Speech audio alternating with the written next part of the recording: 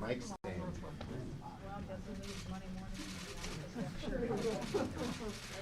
Okay, good afternoon, folks.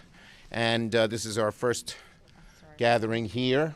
I'm proud to be joined by my colleagues, Senators Murray, Wyden, Cantwell, and Carper. So thank you all for coming. First, we had a very, very good meeting. Overwhelmingly, everyone who went home to his or her state found huge popularity with the American Rescue Plan, not only with traditional Democratic constituencies, but with Republican constituencies as well. In fact, since the plan has come out, its popularity with the American people went up from 68% to 72%. And everywhere we all went, urban, suburban, rural, there was huge support. And I think there was a little faith restored in government because we said we'd deliver if we took the majority. People had a lot of doubts about that, but we did. And the goal now is to continue delivering for the American people. And that's what we are trying to do. And let me just go over we talked about the next few months and our broad-based agenda. In the next few months, first, we, of course, are going to work on the Build Back Better agenda in the next more than a few months, because there's the second piece that the President will announce, the American Jobs Plan and the American Family Plan. That we must get done, and we must get it done in a significant way. Second, S1, the For the People Act, is essential to us, and again, it's a must-do. And third, we have to confirm a lot of the President's nominees, including now judicial nominees, which are starting to come forward. There are many other issues that we're going to look at as well, where we hope to move forward, whether it be the Equality Act, gun safety, immigration reform, VAWA reauthorization, apprenticeships and workforce, criminal justice and police reform, and postal reform. But what we're first going to do in the first month, in this month, is work on issues that are part of Build Back Better, where we think there can be some bipartisanship. Among them, Senator Carper will talk about the water bill. It got reported out of his committee unanimously with the support of the ranking member, Senator Capito of West Virginia. We haven't solved all the problems yet, but our Competitiveness Act, with a bunch of provisions involving endless frontiers, involving semiconductor chips and other things, and Senator Cantwell is leading the charge on that, along with Senator Menendez and a few others, and that we hope can be bipartisan, and that's what we would try to do in April. At the same time, lots of our committees are going to have hearings, meetings, discussions, we are, on other aspects of Build Back Better. In May, we will put some bills on the floor that we hope will have bipartisanship. Our credo is this: we always want to try to work in a bipartisan way. And I've instructed all of our members, and particularly our chairs, some of whom are here, to reach out to Republicans and see if we can get things done. But we must have a big, bold agenda. And if our Republican colleagues say we will only vote for something that is minuscule and won't do the job, we're not going to be able to get that done. But our first instinct is reach out and see if we can reach compromises that we can make with the Republicans, not on the breadth of the plan, but they may have suggestions. The first bill, we had 10 amendments that were part of ARP, the American Rescue Plan. The first amendment I ever put on the floor as leader was a bipartisan proposal, the Restaurants Act, Cinema and Wicker, and it became law. So that's what we are going to try to do. And so in May, we will put some things on the floor. Senator Klobuchar is scheduled to mark up for S1 the first week we get back in May, and we're going to vote on that in May or June, and we're going to vote on some of these others and hope our Republican colleagues will join us. If not, we're going to have to assemble, get together, and figure out how to move forward. Senator Murray.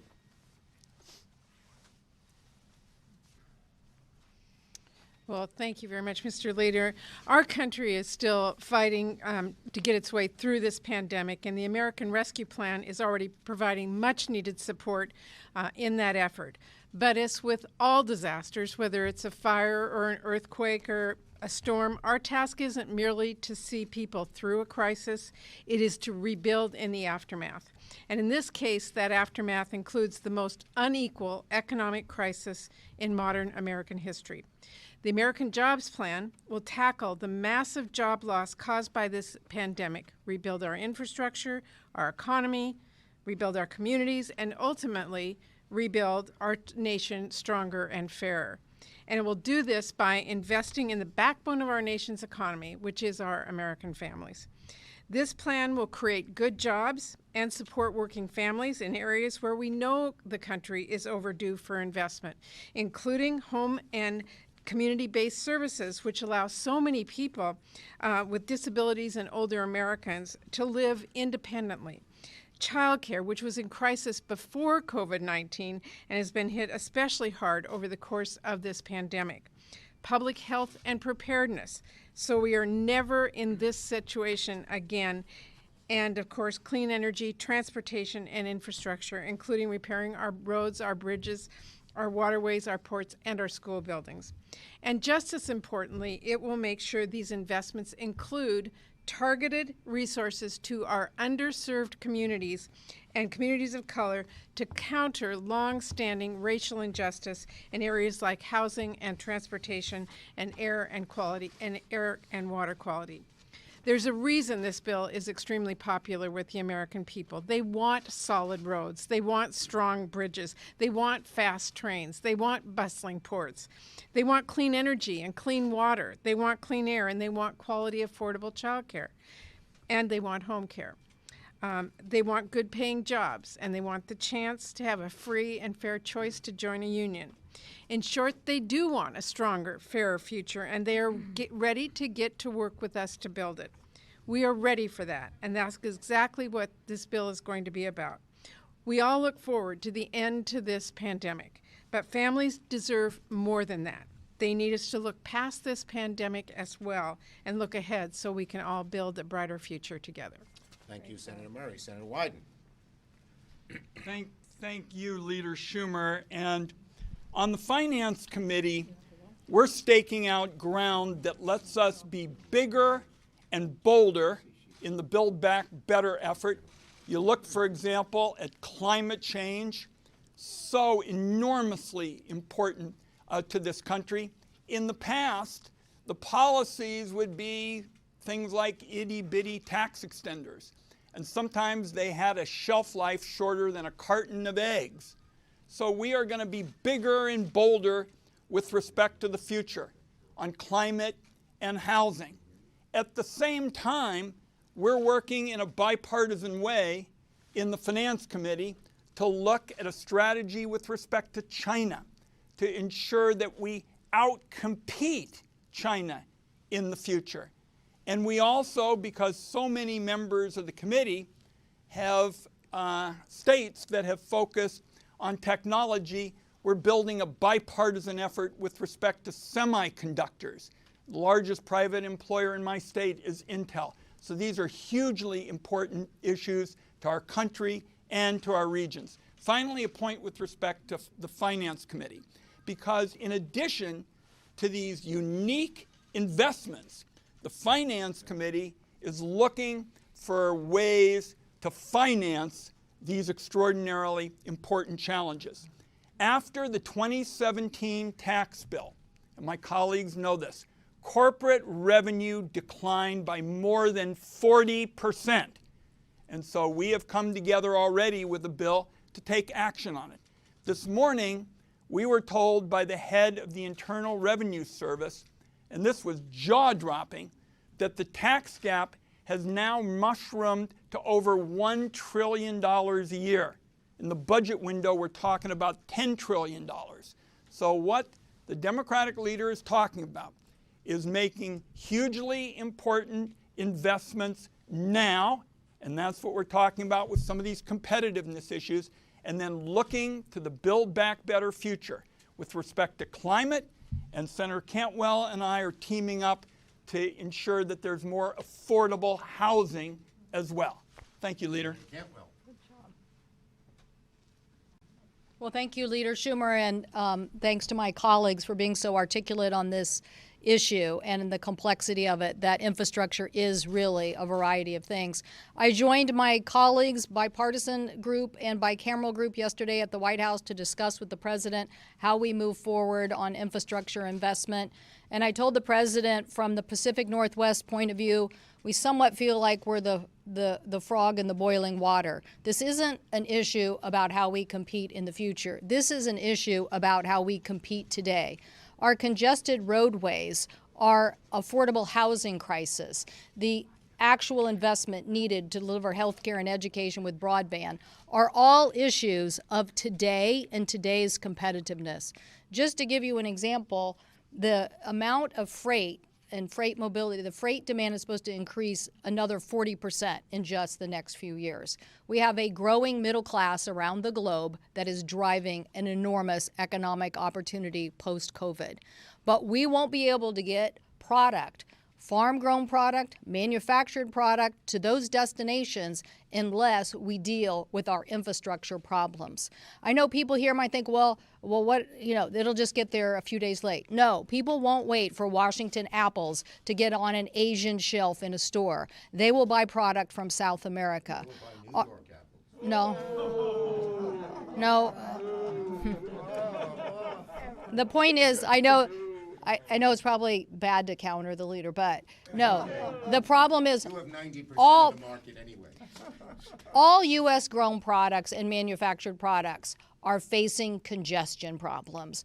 All of them are in competition with other countries. For the Port of Seattle, if you don't move product through or it costs too much because of congestion pricing, people are going to go to the Port of Vancouver.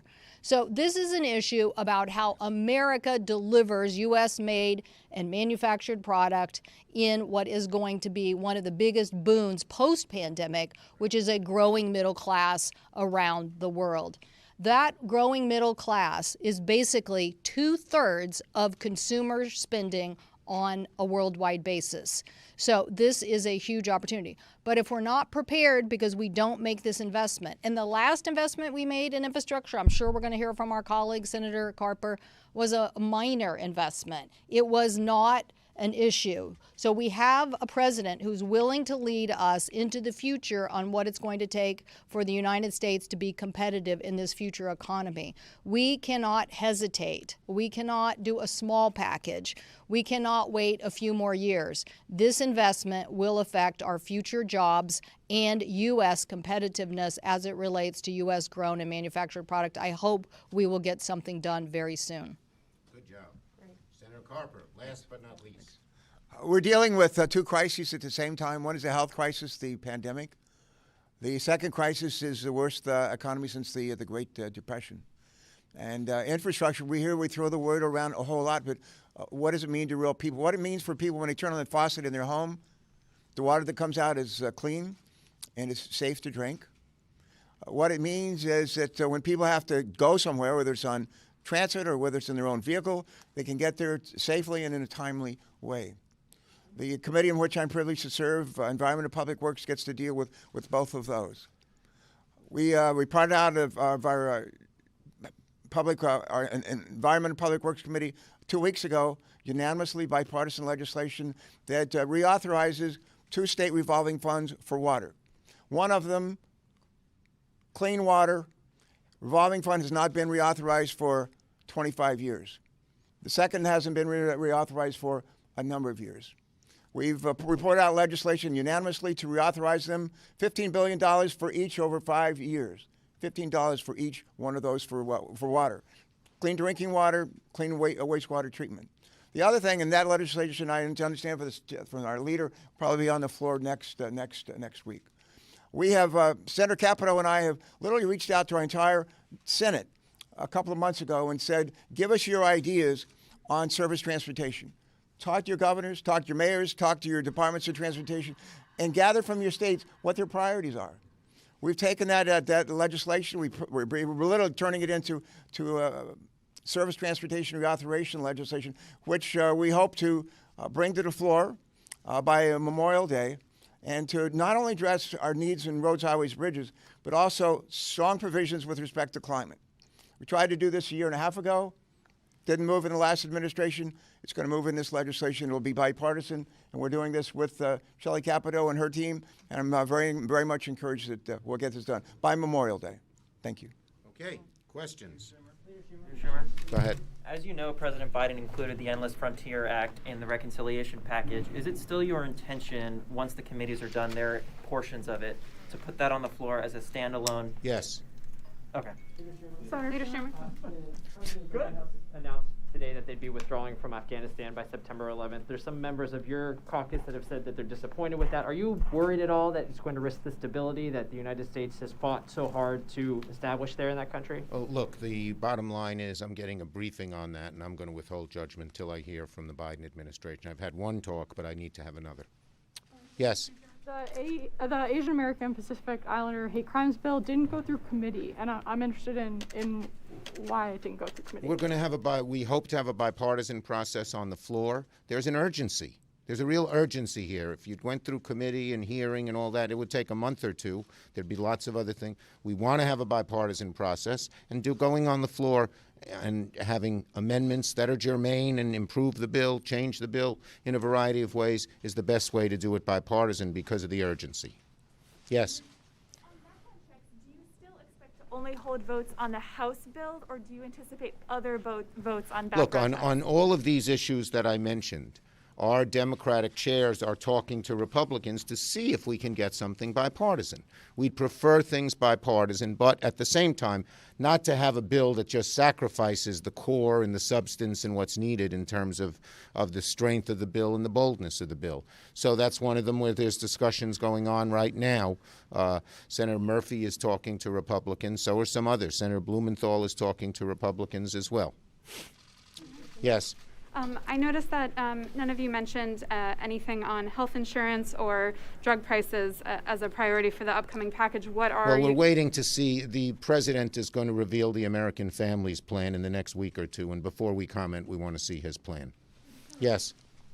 Just curious about the Biden administration right now is looking to do these diplomatic agreements with a number of countries in the Northern Triangle right now. Is the Senate right now thinking about reviewing some of the previous administration's immigration policies as well that may have Well, again, worked on and whatnot? immigration, Senator Durbin is having bipartisan discussions with some of our colleagues. Again, the same thing holds. We'd like to come to bipartisan agreement. If we can't, we're going to have to figure out how to move forward. Last one. Can we talk about reconciliation? You got a ruling. No, you can't. Of course. You got a ruling. What for is the parliamentary- reconciliation? It's one of these arcane problems. I know, but it's big for us. Can you talk about what you're going to do about a second reconciliation package or anything like that? Not yet. Look, let me talk about this. We looked at 304, my staff, Senator Sanders' staff, and found that the actual language says that you could entertain more than an additional reconciliation bill. Now, how that happens, in what way that happens, we have to have discussions with the parliamentarian, of course, and we have to decide how to use it. It's a new quiver in our whatever a quiver goes in. It's an arrow in our quiver. It's a new arrow in our quiver, and a new quiver on our back. Ha-ha. But it's something we're going to explore using. Okay? Thank you, everybody.